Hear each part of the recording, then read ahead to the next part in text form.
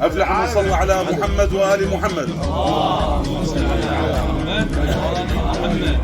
أنا أشكر الشيخ رعد الشويلي على تقديره واحترامه الآل أبو حسان، وتقديره للمشي وللسيد الجليل اللي جاي ولإخوتنا أهل العطوة.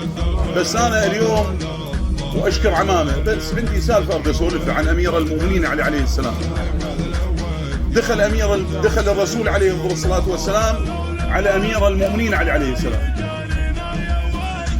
فلقى أبا الحسن قاعد. قال له مالك يا أبا الحسن قاعد وواضع ايدك على عينك؟ قال يا رسول الله من البارحة لليوم أردد آية الكرسي وأنا مقوب عيني. جلس أبو فاطمة قال يا علي عندما يأتي عزرائيل ويخرج روح الفاسق، عزرائيل عليه السلام يخرج روح الفاسق، يأتي برمح من الويل ويخرج روح الفاسق.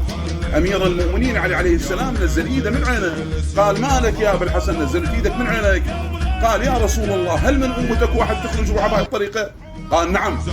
منو يا رسول الله؟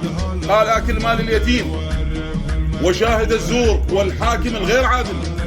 احنا الفضل لله والشكر لله من ندخل هيك دواوين موقرة محترمة مثل ديوان الشويلات، ديوان شيخ رعد، ونلقى رجل يأمر بمعروف وينهى عن المنكر ويحطها كل وحده بخانته، نشكر الله. اذا الدنيا بخير ان شاء الله.